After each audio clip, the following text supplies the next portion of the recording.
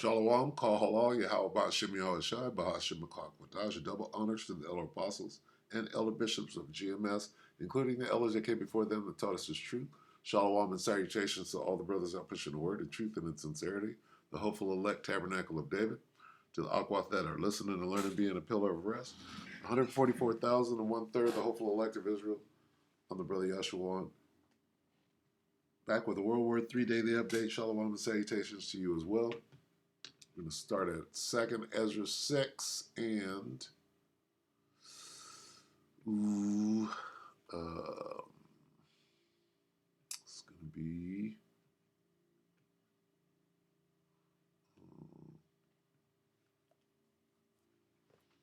bear with me, 23 or 22. 2nd Ezra 6 and 22. Sown places, and this is in the, what is this? The NRS? Let's say 22. This is the NRS, New Revised Standard Version. Okay. 2nd Ezra 6 and 22 reads, sown places shall suddenly appear unsown, and full storehouses shall suddenly be found to be empty. The trumpet shall sound aloud, and when all hear it, they shall suddenly be afraid. At that time, friends shall make war. This is the point. At that time, friends shall make war on friends like enemies. Okay. The earth and those who inhabit it shall be terrified, and the springs of the fountain shall stand still, so that for 3 hours they shall not flow. Here's the point. At that time, friends shall make war on friends like enemies. All right. Here we have Skeletor. Warning, bad. This is how they are doing it. So he's going to go over some things, right? Going into World War III. He's going to say it, not me. 3 hours ago. Take it away, Skelly. They might as well declare it World War III right now. Officials all across Europe, they're saying that they are at war with Russia. NATO is saying that they are in a direct confrontation with Russia, and Russia is saying they are at war with the West. China's about to get mixed into this entire thing as they take Taiwan, and we can see the semiconductor industry inside of Taiwan. They are trying to move their capacity and their capabilities over to the United States of America. Well, right here across the presses, we have the EU foreign policy chief. He has said war in Europe is no longer a fantasy. It's clear that Russia is going to launch a major offensive. Europe is in danger because Putin is not going to stop in Ukraine. We know from satellite images that surrounding Ukraine, Russia has mobilized its strategic aviation to the airfields, and if we as Europe do not support Ukraine, Ukraine will fall. Friends are making war against friends, right? Everybody's been cool over there for years, right?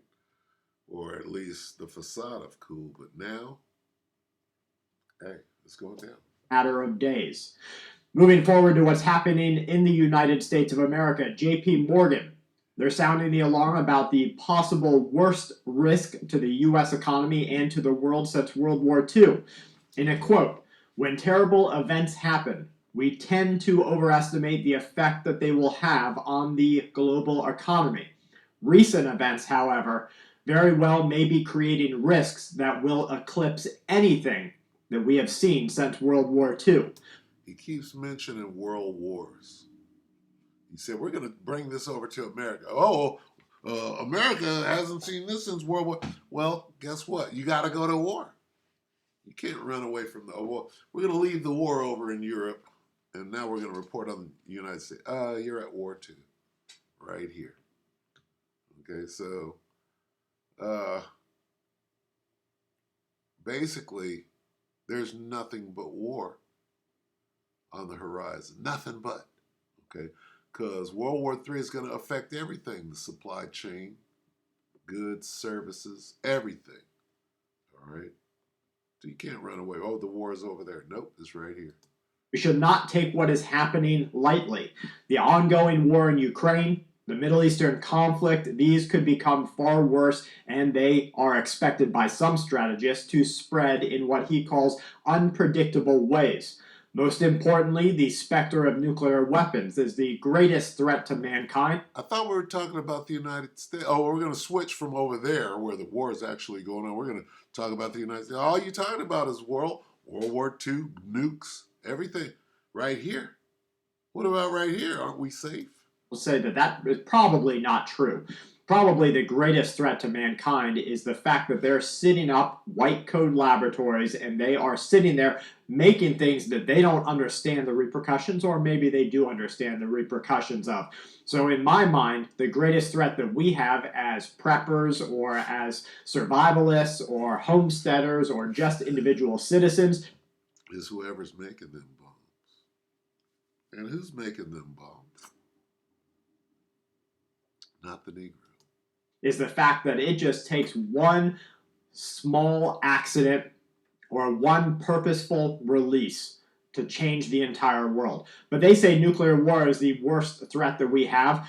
This hovers over the ultimate decider, which is to strike fear into all of our hearts. America's global leadership role is being challenged. Now, that's true. By nations around the world and by the United States of America. It says inside of our polarized electorate. Now, when have you heard banks actually stand up and say how bad things really are? They're right there showing you that the political stature inside the USA is nothing more than a facade of control. It's two sides of the same coin. It's the same exact thing, just a flavor. You're eating and it's a flavor, whether it's going to be grape or whether it's going to be cherry. Now, you get to pick. If you want grape and you like grape, then for 4 years, it'll go in that direction. If you like cherry, it's going to go in that direction. But it is still at the end of the day. So, so we need a change, don't we? Yeah. Here's the change. All right. Those nukes are the change. Those nukes can't come quick enough. All right, so let's see. Let's go to Revelation 11. All right. Revelation 11 and what? Let's see if we can read it in the Berean Standard Bible. Yeah. All right, Revelation 11 and 13. And in that hour was there a great earthquake. There's your nukes going off right there. Right, 200 million. And a tenth of the city collapsed. That's talking about America, Babylon the Great, Nineveh, right? Assyria, spiritual Sodom and Egypt. 7,000 were killed in the quake. That's everybody that was standing on in the Continental 50. And the rest were terrified and gave glory to the power of heaven. So this is what's coming, right? Change is coming, right? This place will be changed in the blink of an eye, right? Liquidated. All right, so with that, we hope that the elector edified you, brothers and peace. This is Shalom.